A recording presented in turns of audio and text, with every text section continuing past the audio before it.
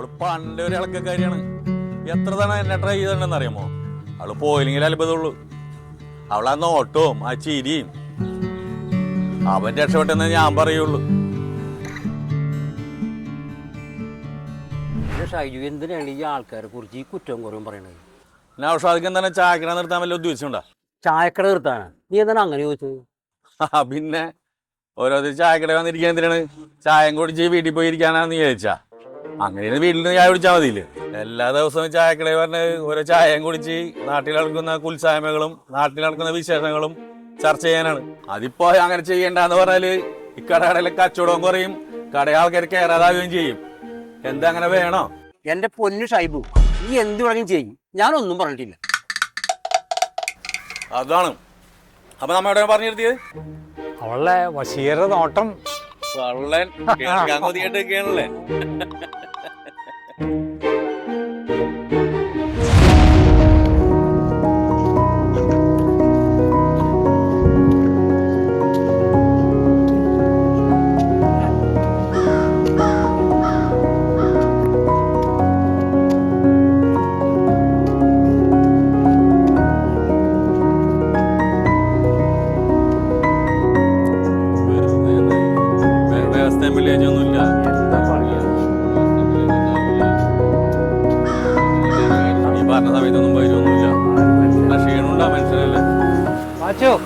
എവിടെ പോണു?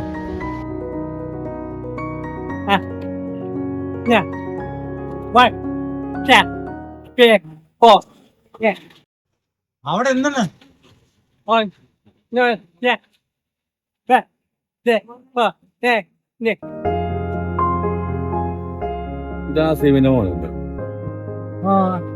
നിനക്ക് അവനറിയോ?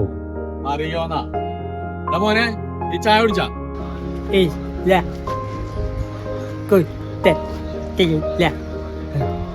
വായോ, എന്നാ സമോസ കഴിച്ചോ.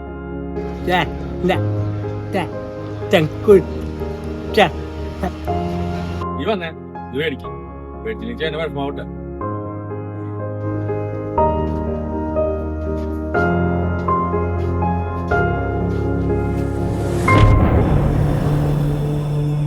അയ്യോ, മോന് കഴിക്കാൻ പറ്റുമോ?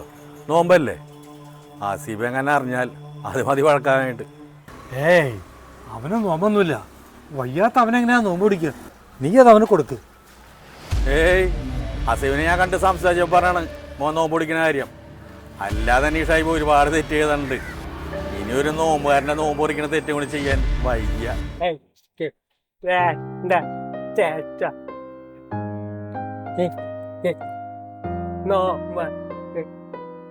കണ്ട ഇപ്പൊ എന്തായി?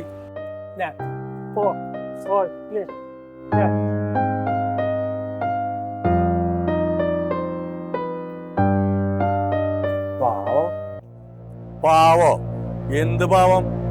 അവന്റെ വാപ്പ ഹസീബ് ഞങ്ങൾ കൂട്ടുകച്ചവടം ചെയ്തപ്പാ എന്നെ കണക്കിന് പറ്റിച്ചിട്ടുണ്ട്. അതിന് ദൈവം കൊടുത്ത ശിക്ഷയാണ് അവന് മോനി സംഭവിച്ചത്.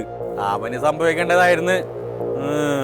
നീ മനഃപൂർവ്വം അവനോട് അങ്ങനെ പെരുമാറിയതാണല്ലേ? കഷ്ടമുണ്ട് ഷൈബു, ദൈവം പോലും പൊറുക്കില്ല. പിന്നെ എന്റെ കയ്യിലെ കാശ് കൊടുത്ത് അവനെ തിരിച്ചിട്ട് എനിക്ക് എന്ത് കിട്ടാനാണ്? പുണ്യം. എനിക്ക് ആ പുണ്യം വേണ്ടാന്ന്